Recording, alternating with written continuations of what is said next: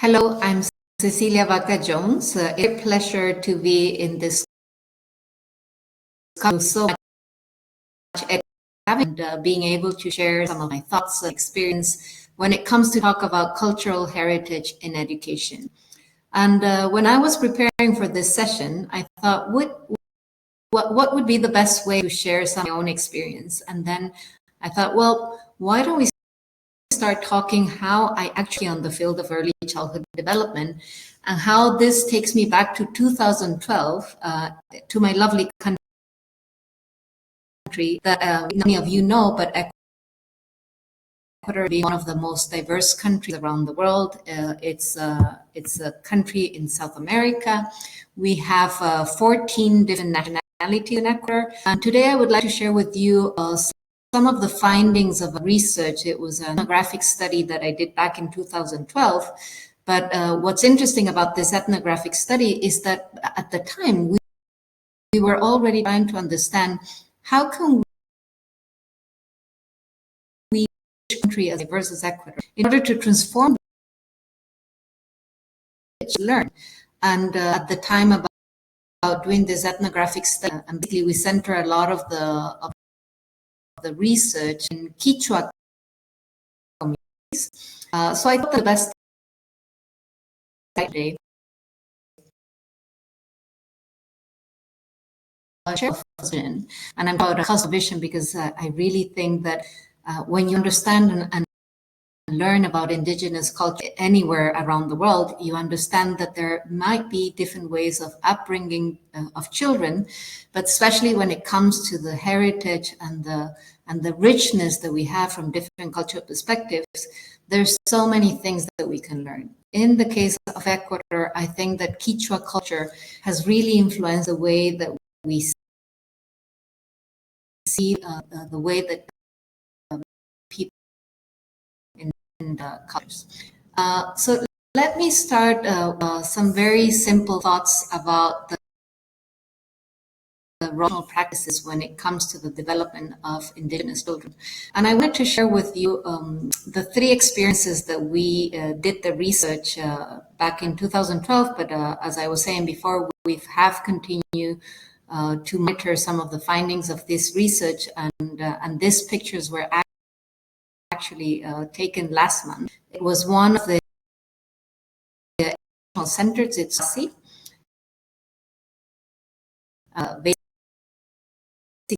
the areas on trying to enforce many of the traditions from the diversity of indigenous communities, as I was community, but all different children that from the rural communities in Ecuador to the city. So Yachaywasi is this beautiful educational center that is located in the center, in the heart of Quito. And what is really nice is that one of the things that they really try educational practice that they bring from the Kichwa culture in of learning. In this picture, I think one of the most beautiful things that I learned through this research is that first of all, when you're running early childhood programs, it is very important that you're able to have specific information to target where are these populations living. As we know, 70% of the people are currently living in cities. So like in the case of Yachaywasi, many of the indigenous populations of Ecuador that used to live in the rural areas have now moved into the urban areas of the big city and the capital city of Ecuador, which is Quito. So for us, understanding where were the indigenous populations settling when they got into the city was very important. So this is one of the most important findings in the research, is really having the detail of information and data that allows us to understand where are indigenous populations living. Are they mingling in different neighborhoods of the city? Are they living in specific parts of the city? Are there any successful programs that can show us the importance of prioritizing investment in these minority populations when they move into the city, so they can be able to preserve some of their traditions and practices? The other very important thing that we were able to prove through this research study is that documenting some of these practices really allows us to assess and evaluate the quality of these programs. And it's very important to evaluate these programs, because then we can also justify the investment on these early childhood programs that are really trying to emphasize it in a different way of promoting education that really targets on the importance of keeping and preserving some of these cultural values. The other thing that I want to say that it's very important, and this for me was probably one of the most important findings in the research study, is that family is the main actor that actively participates in the upbringing of children, especially children under 5. And as you can see this picture, what is quite unique about the way that Yachayhuasi is trying to enforce education and learning is that they're really trying to promote a different way of raising children. As you can see here, what they're trying to do is they try to do the educational system work in the outside, in contact with Mother Earth, with the Pachamama, with the chakra, and really trying to understand that defining these journeys of care that children can have when they move to the city is very important, that they can simulate their journeys of care that would have happened if they were to be living in the rural areas of their native communities. And for me, this is very important, is just trying to understand what are the different actions that we can do from the education, from the different educational programs that we have, that can really represent this diversity of contexts and cultures. How can we start working to really promote this kind of education that happens outdoors rather than indoors, that really kind of reconnects the different journey probably their parents also lived when they were children.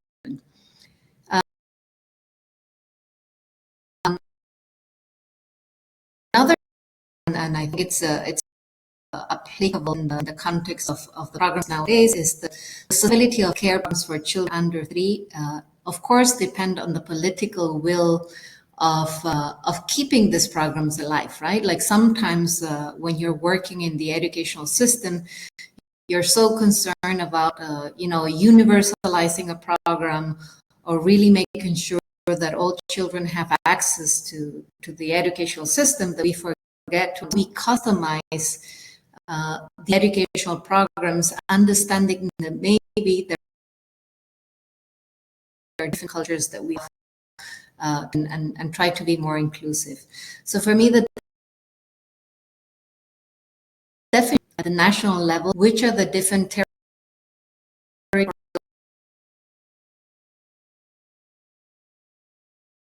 to this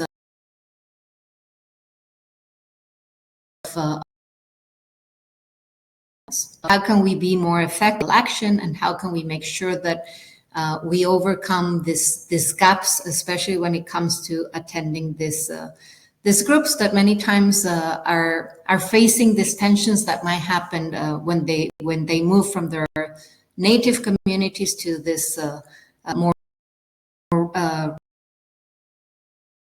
many times just kind of like relevance of keeping some of these indigenous and native values that are so important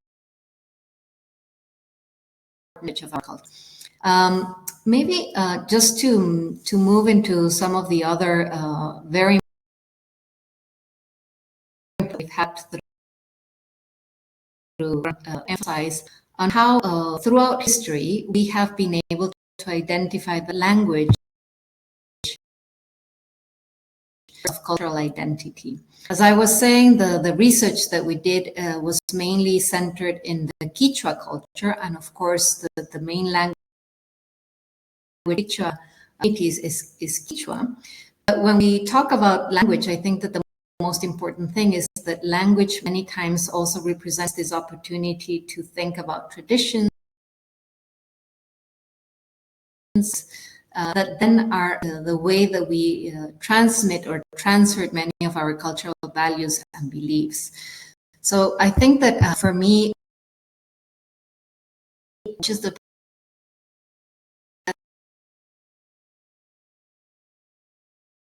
of language on really helping us preserve this possibility of keeping our traditions, our historical narratives, our values, whatever is core to our cultures.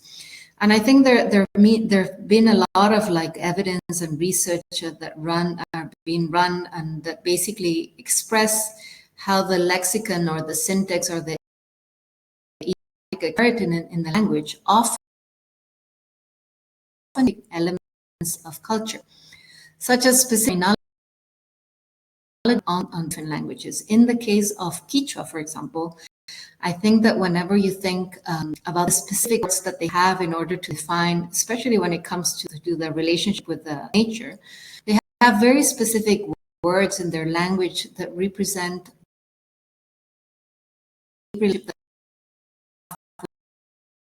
on their way or their cosmovision of seeing the world. This linguistic use fosters all can be very different from a cultural perspective. Keeping that possibility of preserving the identity and groups is one of the most important assets that every society should be working for. And as individuals, common language in any different culture, frequently, if we are ex-culture, we can really kind of share these experiences and viewpoints because we have a common point of understanding, unique expression, are core to what we think and believe and value. The other important thing that I want to share is because I think that in the context that I'm currently working, I'm at the moment I'm living in Abu Dhabi, which is also a very interesting culture, which is really trying to emphasize of initiative again of the cultural values that are core and important to their society. And that's when I started thinking, okay, it's really interesting to also understand if we come again to this understanding of what could language, for example, if we were to talk about the specific importance of language, what able as a society to just by enforcing the use of the native language. And with you, it's substantially from mother and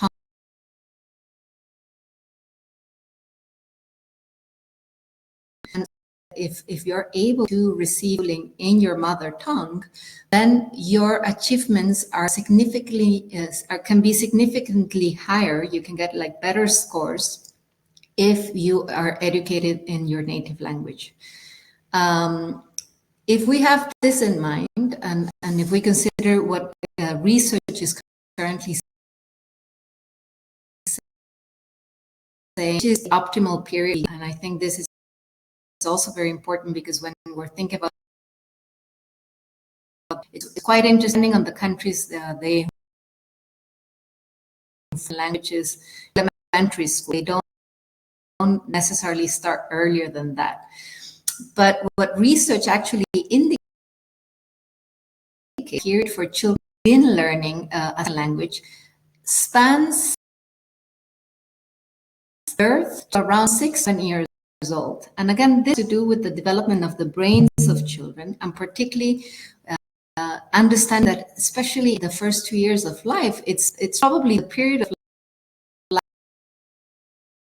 life become inflexible on trying to be more native on the way that they even pronounce a language. So again, even if you think how important this might be for children in the case of Ecuador, think about indigenous children who move from the rural communities where they were probably exposed to, and suddenly moving to what can we do in addition to really enforce this possibility for children to keep their opportunity to be bilingual children and really enhance this cognitive flexibility that they can only have during these first years of life. So again, for me, one of the most important learnings is there's definitely like a great opportunity for any education really enforce initiatives that can help us preserve the language. I think talking about the enormous possibility of preserving and promoting other traditions that are linked to our cultures and to our values and to our way of seeing the world, our different ways of seeing the world. I wanted to also talk a little bit about the importance of embracing this diversity. And as I was telling you before, in this case, I'm using a picture of Abu Dhabi and this unique opportunity that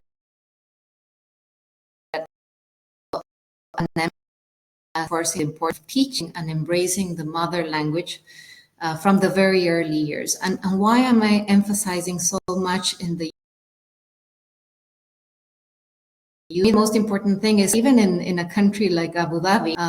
they're also facing similar problems to the ones that we were facing with the native languages in Ecuador, because despite the fact that Arabic is one of the most common languages, I think that Arabic is spoken countries, and even be one of the languages. I think that when it comes to the use of a language like Arabic in a context like Abu Dhabi, where you are hosting 200 different nationalities, then you also start facing this challenge of how can I promote the use of my native language when I'm exposed and I'm challenged by 80% of the from other parts where we are trying to enforce the use of a common language communication across different cultures.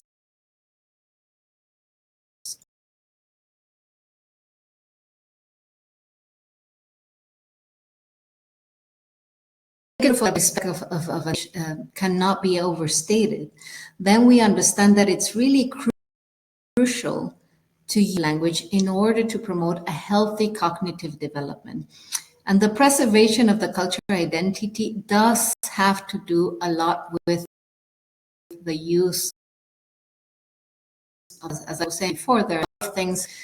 that relate to the heritage of any culture that are embedded in the use of our common languages and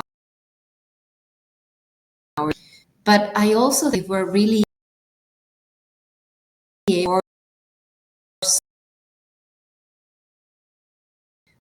of our native languages, the opportunity to share our core values, but also a more inclusive way of promoting a society that is really tolerant to all this diversity when it comes to education. I think that a very important thing that I share on my how to deal with this diversity of context and how can we customize different educational systems, this great diversity of cultures that we have in this globalized world, is that if we start understanding and probably examining which are the current languages trends that we use in our homes and especially in media, we do see that there's usually a dominant specifically some of the resources that we have, like beyond the institutional educational system, which are these other resources like media that are also not necessarily enforcing the use of native language. So my main advice in this is there any way that we can really acknowledge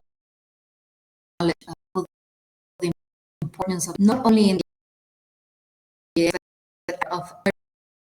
different mechanisms that we can start using and enforcing in order to really promote the use of native languages in the family environments, and this is very important. I remember that in the research that one of the things that we really need to understand where are people in the native language. Is it at a family basis? And if there are any ways that we can promote the use of the language in this at the heart of families? Are there any other ways that we can enforce the use of native language or native languages in the case that we have many different native languages? Are there any spaces that we can the use of different languages and kind of the diversity that also represent this diversity of traditions and practices and values? I would also say that in this technology era where I'm presenting from Abu Dhabi and experience from Ecuador, trying to emphasize on the importance of the native languages, are there any platforms that enforce, this diversity of languages that represent diverse practices and values, really digital platforms to try to promote the new ways of thinking? But finally, and not least, I also think great opportunity of embracing this diversity of cultures. And in the case of Abu Dhabi, I think there's this beautiful opportunity of really embracing the fact that you have so many cultures living and coming in one very territory. If there's any way, and also embrace and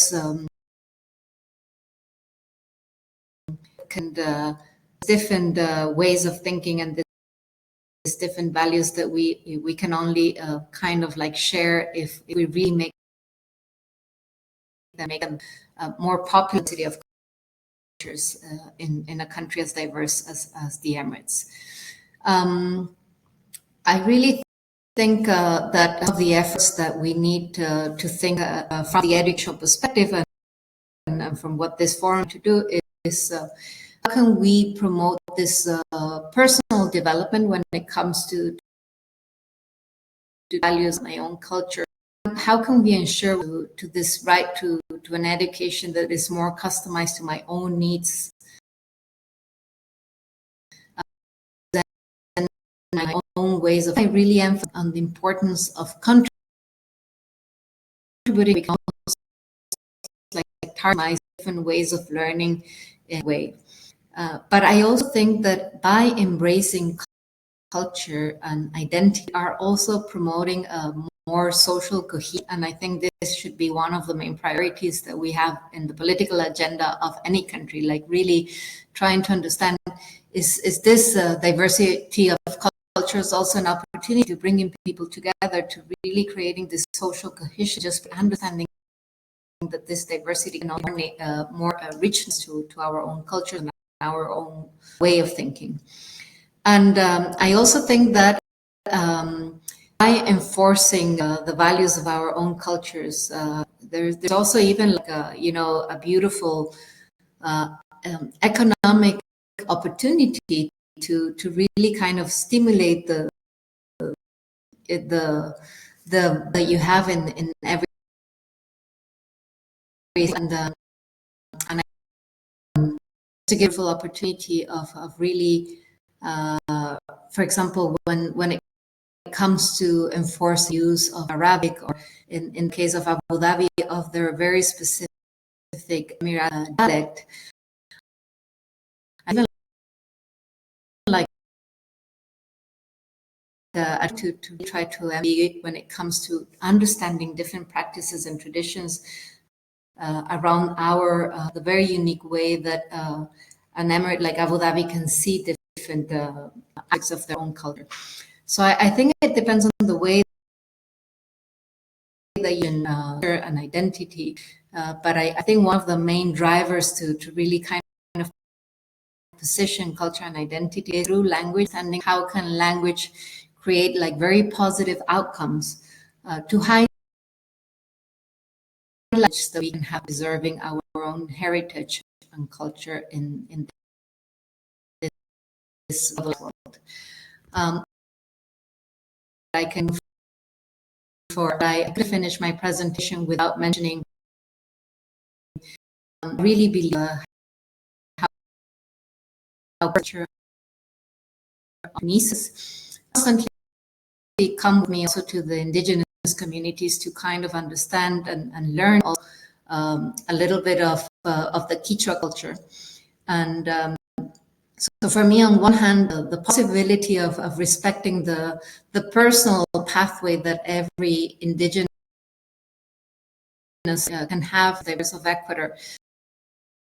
in order to develop their most optimal cognitive growth, also has to do with this opportunity that the rest of citizens that might not live and breathe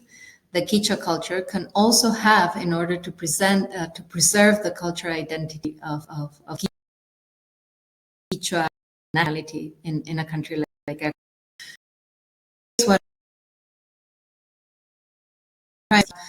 To make heritage become like good for everybody.